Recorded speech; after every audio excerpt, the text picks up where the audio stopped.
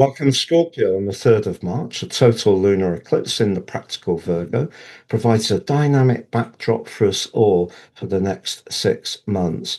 Traditionally, eclipses were seen as portents of huge events, but what will it hold for you over the next half year? Eclipses essentially see the sun and the moon in opposition and therefore competing. They're not integrated, and they each have their own individual characteristics. Sharing on the screen with you, I'm going to go through this from a Scorpio perspective from the exact moment the eclipse occurs. By the end of the video, you'll get a clear picture of your prospects for relationships, finance, energy, and career. I'm astrologer Patrick Arundel, and a very warm welcome. If you've yet to subscribe to the channel, please do so now. Eclipses occur in series. This is event 4 of a series between Virgo and Pisces of 7 eclipses. And it is important to be conscious of your two rulers of Mars and Pluto. So I'll unpack those for you too. It's also a blood moon, and that has a uniqueness. And also, we need to look at the mythology of Virgo itself, also the astronomy of the event itself, too. I unpack all of that and share with you the exact timings wherever you are in the world with my unique lunar eclipse guide, which you can download later in the video. So on the screen is your event chart, and there's the moon in the 11th house. Now, the moon in Virgo can be very much to do with practicalities. So our home, very much to do with the moon, our environment, the moon, but also our connection with our family and our closest people are all influenced by that more precise energy of Virgo. But Virgo can be very much about virtue. And I think one of the things that's going to call out to you with this event over the next 6 months is doing things that give you a lift, that perhaps have a higher purpose, more altruistic, even humanitarian, are going to lift your soul. And one of the reasons why it can be positive, despite the fact the sun is opposing, obviously, the position of the moon, is Jupiter.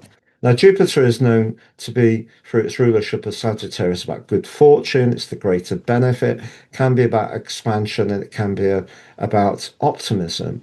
But traditionally, it's the ruler of Pisces, your sister water sign.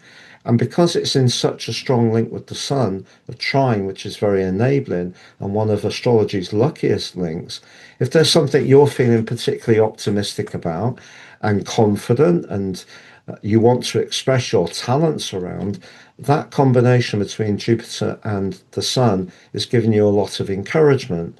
But what about the moon? Well, the moon is supported by Jupiter too, but in a sextile. So if you're doing anything which is joyful, pleasurable, fun, whether it is getting to know somebody new, whether it is showcasing your talents, if you have children and their pursuits bring you a lot of joy, that too can be something that features within this eclipse.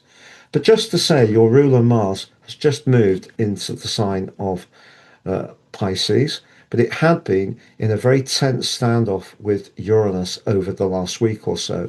And if you have been feeling quite on edge, particularly around a close relationship, it wouldn't be a complete surprise. Uranus retains its presence in the part of your chart to do with relating through to the 26th of April, but it is forging a fantastic link to Venus, the relator, but also the planet of finance.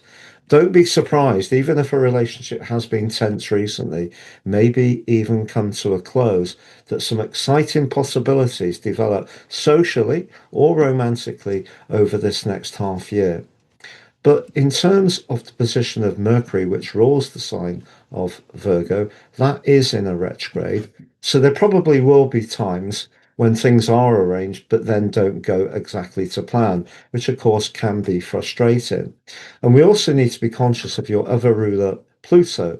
Now, he's in a very strong sextile with Saturn, but that's very, very practical. And if you are wanting to be more creative or more social, it wouldn't be a complete surprise if you did it from the comfort of your home.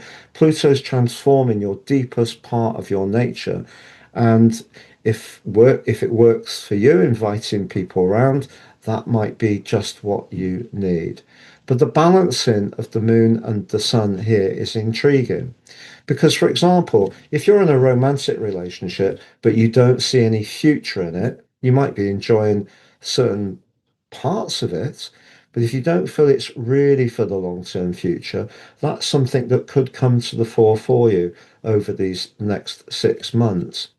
Also, if you're single, there may be someone in your social circle, the 11th house, that you really like, but you don't want to sacrifice some of the benefits that you have of being a friend with them or your relationships with other people. So that can also be an area that comes up. But as eclipses go, to be honest, Scorpio, this one has quite a lot going for it.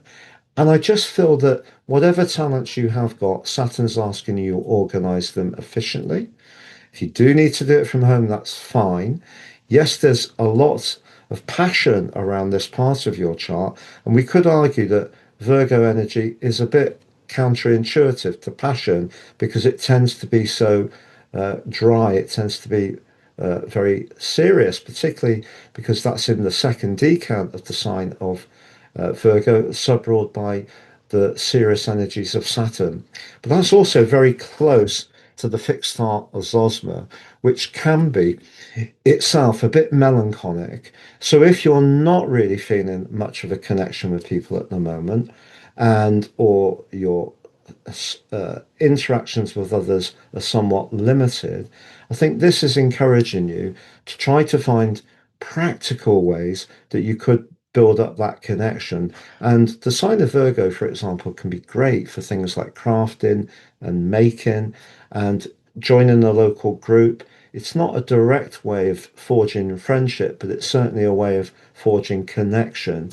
So think of the things that you're aspiring to in your future. Think of the people you really want to be and who you can be really relaxed about. Because, however, this cluster of energy in the sign of Pisces at the moment, the exaltation of Venus, the fact that Mars is in your fifth house, which really gives it much more of a roar of the energies of Leo, that brings just more charisma to bear. But that can be a little bit of a cool and maybe a little bit of a cautious influence, but it's just saying if you're not really feeling it in that connection, there's a lot here that encourages you and supports you to be a little bit more outgoing, to step outside what you know, and to interact with people in new and novel ways if necessary, because that can bring much more interaction into your situation. So the fifth house energy is about bringing sparkle to your world. The 11th house means it has to feel right for you, it has to meet your values. And the moon, of course, you need to feel comfortable with it too. To understand what March holds for you, please click on the left of the screen to watch your deep dive video. On the right, you can download that absolutely fabulous Total Lunar Eclipse Guide, which also includes some workbook questions to help you make your way through this next half year. If you'd like to work with me one-to-one, please see the testimonials below. If you'd like to take advantage of my unique combination reports, you can order your 12-month forecast, but also get your life roadmap report. That gives you searing insights into the patterns that are played out in your life so far. Everyone is totally individual to the person it's produced for. At the checkout, please apply Astro 26 and you'll get 50% off. If you'd like to understand your draconic, soul, or karmic journey, if you go to the checkout, you can order the same combination, but apply Draco 26 and get 50% off.